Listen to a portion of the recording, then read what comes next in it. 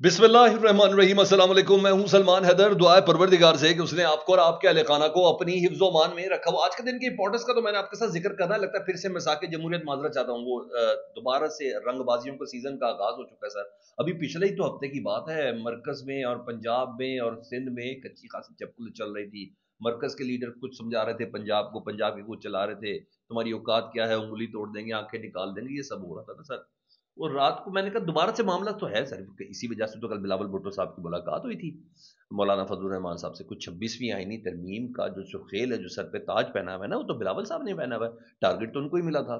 तो वो दोबारा से, अब सारी बात है, अपोजिशन में आना है तो अपोजिशन के लिए मौलाना फजल रहमान साहब को ऑफर उन्होंने दी कि जनाब आप प्लीज, महमूद खान अचकजई के मुतालिक कहा गया कि आप महमूद खान अचकजई को नहीं बने, जनाब बिलावल साहब आप दे दें जो ऑफर आपने देनी है। तो ये अपने 70-72 और कारकीन पीपल्स पार्टी अपने देगी, और फिर मौलाना साहब के जो 8 अरकान है वो मिला के अपोजिशन का नाम आ जाएगा, क्योंकि ऑलरेडी आज़ाद अरकान के जो 73 अफराद है उन्होंने लिस्ट में नाम लिख के स्पीकर को दिया हुआ है कि महमूद खान अचकजी पाकिस्तान तहरीक साहब या मुबैना तौर पर आज़ाद अरकान के अपोजिशन के रहनुमा।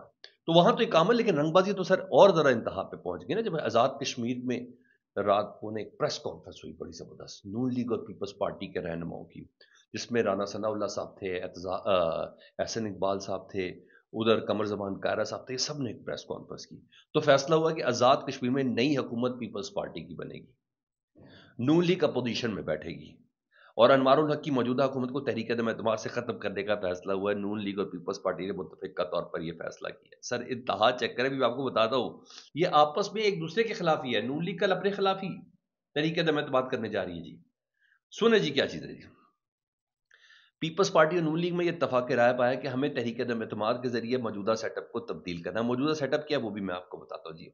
यानी अपनी ही हुकूमत के खिलाफ मुस्लिम लीग नून जो है वह अदम एतमाद पैदा करने के लिए जा रही है। अनवारुल हक मुस्लिम लीग नून और पीपल्स पार्टी के वोटों से ही बने हैं, क्योंकि आपको पता है वो जो सेटअप सारा बना था, जी हाँ, वो उन्हीं से ही बने जी। तो तहरीके अदम एतमाद में पीपल्स पार्टी का साथ देंगे, राना सनाउल्लाह साहब ने कह दिया है।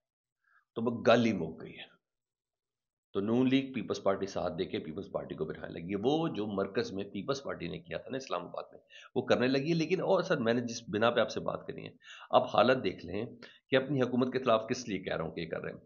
मौजूदा आज़ाद कश्मीर की जो हुकूमत है, नवाज लीग का वकार नूर सीनियर वजीर है उसमें, अजा चेक करें।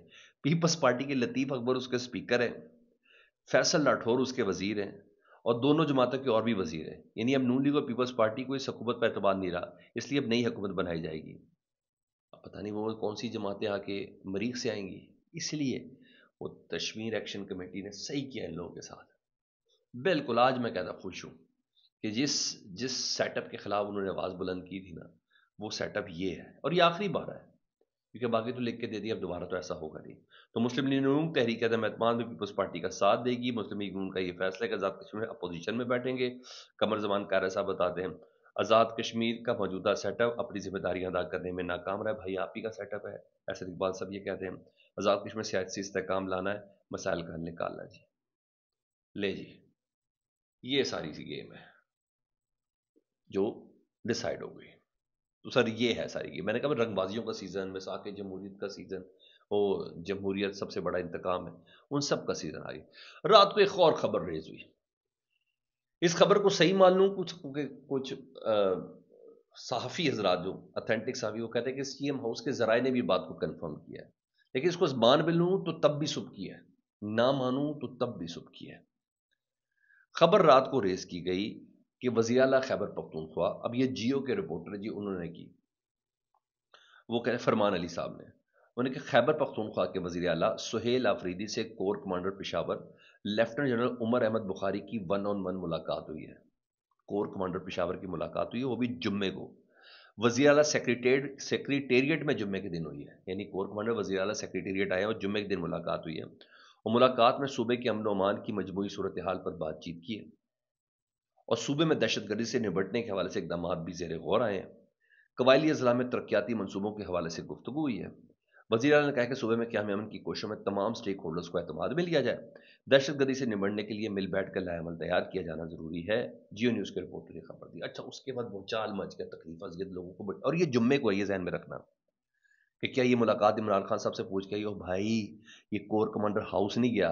اگر یہ خبر درست ہے، کور کمانڈر صاحب خود آئے ہیں سی ایم سیکریٹریٹ میں، تو یہ کے پی کے ہے، یا مہمان کو باہر نہیں بھیجا جا سکتا پہلی بات. اور کیوں بھیجیں گے یار؟ کور کمانڈر ہے، پاک فوج کا کور کمانڈر ہے، فوج سے کیا دشمنی ہے؟